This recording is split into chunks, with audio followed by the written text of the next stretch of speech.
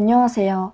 저번 사연에서 아들 낳으라고 남편과 관계하는 모습까지 지켜보는 시어머니의 바람핀 남편을 둔 사연자라고 글 남긴 사람입니다. 저보고 아들 못 낳는다고 남편은 상간녀를 집안에 들였고 저는 참다 못해 집안을 뛰쳐나와 친정에서 이혼을 준비했습니다. 전 그 일이 있었던 직후부터 언니와 함께 변호사를 알아보러 다녔습니다. 다행히도 언니 친구분 중 법조계 일하시는 분이 계셔서 도움도 받고 좋은 변호사 알려주시길래 찾아가서 이때까지 제가 당했던 서름, 7년간 당했던 수모, 하나도 빼놓지 않고 말씀드렸습니다. 그 전날 남편과 시어머님과 통화했던 내용도 들려드렸고요. 그런데 이 증거 가지고는 부족하다네요. 당장 증거 수집 들어갔습니다. 시댁에 찾아갔습니다. 저와 제 딸내미 데리고 녹음기 주머니에 넣고 찾아갔습니다. 막상 집 앞으로 가니 온몸이 떨리고 무섭더군요. 언니가 챙겨준 청심환 하나를 먹고 혹시나 하는 마음에 집 전화로 전화했는데 집이 비었는지 전화를 받지 않더군요. 이때다 싶어 딸내미 손 꼭 붙잡고 집 비밀번호를 누르고 들어갔습니다. 아무도 없더군요.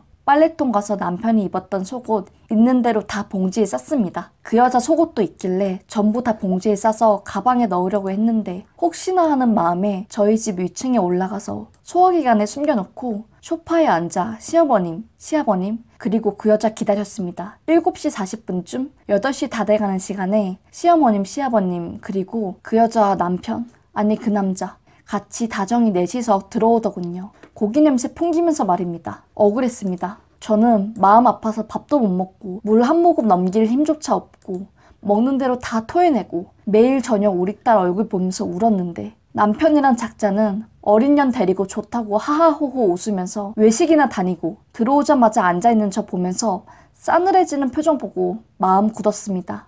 마음 굳혔습니다. 저 사람들이 나에게 울고 불며 싹싹 빌어도 용서해주지 않을 거라고. 주머니에 얼른 손 넣어서 녹음기 버튼 눌렀습니다.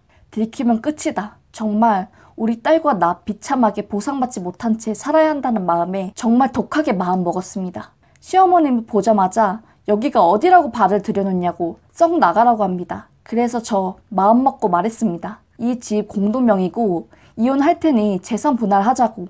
그리고 상간소송으로 신고할 거라고 했습니다. 그러더니 전 남편이 할 테면 하라고 증거가 있냐면서 소리 지르길래 어떻게든 신고할 거라고 7년간 인격이라고는 존중 못해주고 아들 못 낳는다고 내쫓은 시어머님, 시아버님 그리고 오빠까지 절대 용서 못한다고. 내가 지금 집에서 쫓겨난 이유가 아들 못 낳는 것 때문 아니냐고 최대한 침착하게 말했습니다. 시어머님 달려오셔서 제 뺨을 때리더라고요. 2대씩이나. 그리고 제 머리채 잡고 소파 있는 쪽으로 던졌습니다.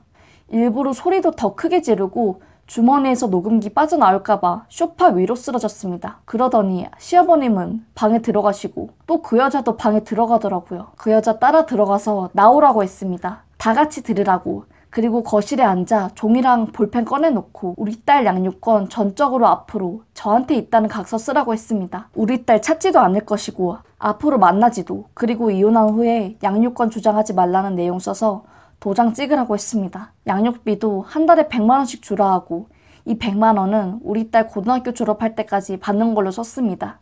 시어머님이 그까짓 거 찍고 먹고 떨어지라고 애 가지고 그냥 떨어지라고 비아냥거리시더라고요. 녹음기 돌아가는 줄 모르고 그렇게 비아냥거리며 집 못 준다고 하길래 저 소송 건다 하고 더 이상 구역질 나서 못 있겠다고 그 각서 받고 나왔습니다. 그리고 소화기에서 속옷 숨겨둔 거 가지고 병원 가서 뺨 맞은 거, 머리채 잡혀서 혼난 거, 진단서 끊고 집에 돌아와 우리 딸 밥 먹이고 저도 밥 먹었습니다. 꾸역꾸역 밀어넣고 밤을 샜어요. 날 박자마자 유전자 센터 검사하는 곳 찾아가서 남편 속옷, 그 여자 속옷, 제 칫솔 드렸어요. 남편 속옷에 제 DNA 말고 다른 DNA가 있는지, 그 여자 속옷에 남편 DNA가 있는지 봐달라고 검사 의뢰 부탁드렸습니다. 저희 언니 친구께서 이런 방법이 있는데 차라리 녹음하고 비디오 찍고 이런 것보다 이렇게 하면 빠져나갈 구멍이 없다고 사람들에게 잘 안 알려지고 모르는 방법이라서 이런 건 방심하고 있는 사람들이 많으니까 입고 난 속옷 가지고 검사해보라고 하셨거든요. 저도 언니도 그 말 듣고 이거다 싶어서 입고 난 속옷 빨래통 뒤져서 DNA 의뢰한 거고요. 의뢰한 후에 쉴 틈 없이 변호사 찾아가서 진단서 드리고 내일 감식 의뢰 나오면 소송 준비하자고 해서 그날은 집에 돌아가서 우리 딸과 놀아주고 몇 년 만에 우리 딸 손잡고 엄마 손잡고 외식 나갔습니다. 미련 같은 게 싹 사라지고 내가 왜 진작 이렇게 이혼을 안 했을까? 딸에게 아빠라는 존재보다 자유와 웃음이 더 필요하다는 걸 왜 이제야 알았을까 후회하면서 그날 맘껏 웃고 맘껏 먹고 맘껏 즐기고 오랜만에 찾아온 평화에 눈물도 나고 그렇게 엄마와 딸내미와 함께 잤어요. 그리고 그 다음날 DNA 감식한다고 문자를 보냈습니다. 남편에게 전화가 시도 때도 없이 울리더군요. 시어머님, 시아버님, 그리고 남편. 번갈아서 전화가 왔고 핸드폰 배터리 빼고 DNA 검사 의뢰한 기관 찾아가서 결과 받으러 갔습니다. 다행히 그 여자 속옷에서 남편 정액이 발견됐다고 하더라고요. 그 팬티에만 묻어 있었다고. 결과 받고 집에 갈까 하다가 시어머니가 찾아와서 서류 뺏어가실까 하는 두려움에 바로 변호사님 찾아가서 서류 드리고 소송 준비 빠른 시일 내에 부탁드린다고 했습니다. 그리고 집에 가서 밥 먹고 씻고 언니와 형부께 결과 말씀드리고 모두 잠자리에 누울 무렵 문을 사정없이 내리치는 소리에 깜짝 놀라 인터폰을 봤는데 시어머님과 남편, 예상은 하고 있었습니다. 갑자기 속옷들이 없어졌을 뿐더러 DNA 감식한다는 문자를 보냈으니까요. 불안감에 떨게 하고 싶었습니다. 내가 느낀 감정들 하나하나 다 느끼게 할 순 없어도 불안감에 떨며 죄책감이라도 들게 하고 싶었습니다. 전화도 문자도 안 받으니 찾아온 거겠죠. 문 열었습니다. 당당하게. 시어머님 저 끌고 시댁으로 데리고 가시려고 하더군요. 집에 가자고 우리가 미쳤었다고 하면서요. 형부랑 언니가 막아주고 할 말 있음 할 말만 하고 돌아가시라고 했습니다. 계속 잘못했던 말만 되풀이 하더군요. 자기가 미쳤었다고 그냥 해본 거라고 화나고 상대할 가치가 없다고 느껴서 그냥 쫓아냈습니다. 현관 앞에서 소리 지르고 벨 누르고 문 두들기길래 자꾸 이렇게 행패 부리면 경찰에 신고할 테니 계속 해보라고 했습니다. 이런 것도 증거라고 하니 도망가더라고요. 신혼 초에는 이 사람 아니면 죽을 것 같고 이 사람 아니면 결혼 못할 것 같은 그런 감정이었는데 미쳤죠 제가. 여튼 다음날 저는 핸드폰 번호를 바꾸러 갔어요. 핸드폰 번호도 바꾸고 마음도 정리할 겸 혼자 공원에 앉아서 바람도 쐬고 그냥 이것저것 생각하는데 괜히 흔들릴 것만 같고 이런 감정에서는 고소고 뭐고 또 다 물거품이 될 것만 같아 감정을 추스리고 저희 집에 들어갔는데 집이 난장판이더라고요. 저희 엄마께서 화초를 좋아해서 화분을 많이 키우시는데 그 화분이 다 깨져 있고 엄마는 울고 있고 경찰도 와 있고 무슨 일인가 싶어 경찰 아저씨께 자초지종을 들어보니 지금 남편분과 시어머님께서 저희 엄마께 폭력을 휘두르셨다고 하더군요.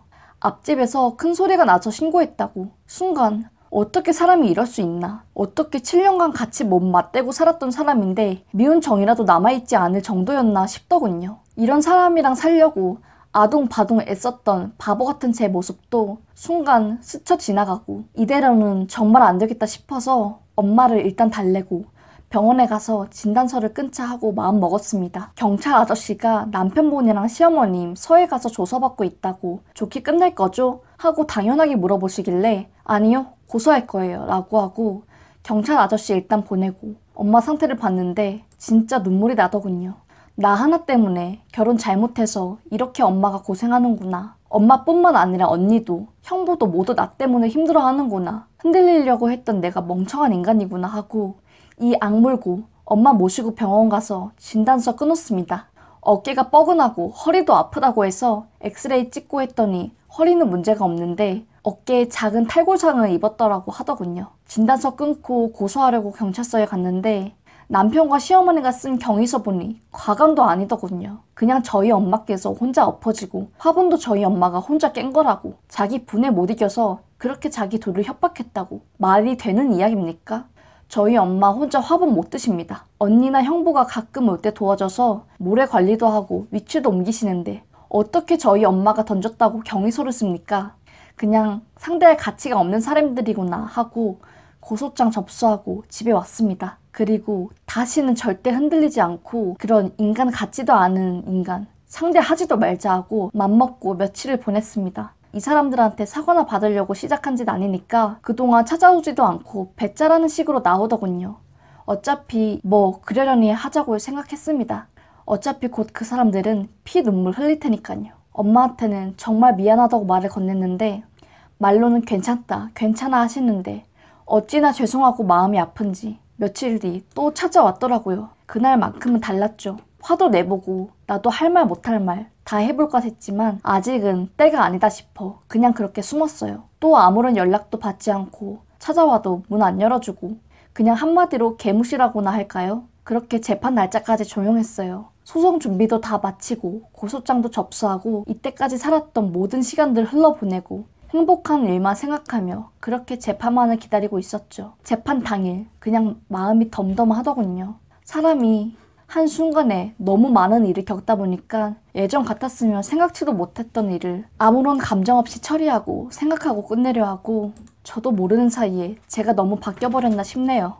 저는 저와 저희 언니 그리고 변호사분과 함께 법정에 섰고요. 남편 쪽은 남편 시어머님, 변호사 이렇게 섰네요. 남편 쪽은 아니라고 부정하는데 저희 쪽에서는 이미 증거가 충분했고요. 우리 딸 친권도 저한테 왔고요. 전 남편은 부모 행사할 권리가 이제 아예 없고 재산 분할과 위자료도 받게 되었고 무엇보다 상간죄가 커서 이혼도 바로 할 수 있게 되었어요. 그리고 무단 침입, 폭력 행사 등등 반성하는 기미가 없었고 합의하려는 시도도 없었다는 점이 크게 재판에서 반영되었고 저와 엄마의 강력한 처벌을 원한다는 탄원서도 판사님이 크게 고려해 주셨어요. 그리고 그 사람 결과적으로 감방 들어갔어요. 제가 보낸 시간만큼 그리 오랜 시간은 아니지만 그래도 그 시간 동안 반성했으면 좋겠네요. 자기가 얼마나 저에게 아픔을 줬는지 안에서 느꼈으면 해요. 다는 아니더라도 진짜 제가 느꼈던 아픔 반만이라도 느꼈으면 싶네요. 아 그리고 뒤늦게 안 사실이지만 남편과 만났던 그 여자 술집 여자였네요.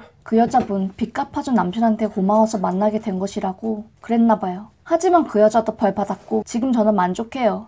더 이상 욕심은 과욕이라고 생각하네요. 이제 행복할 수 있다는 것과 자유라는 것에 대해 그것만으로도 만족하니까요. 이젠 저희 행복만 남은 것 같네요. 마음도 편하고 솔직히 요즘 좀 많이 행복하답니다. 저는 제가 세상에서 제일 하찮은 존재인 줄로만 알았는데 이제 제 행복을 찾고 제 인생도 찾고 무엇보다 딸도 찾고 제 목숨까지 찾았네요. 제게 힘내라고 응원해주신 분들, 또 기도해주시겠다는 분들, 그리고 꼭 이길 수 있을 거라고 강하게 행동하라고 법에 대해 알려주신 분들도 모두 감사드립니다. 이제 저 민지 엄마는 새 삶을 찾으러 갑니다. 그동안 정말 감사했습니다. 라고 사연 보내주셨습니다.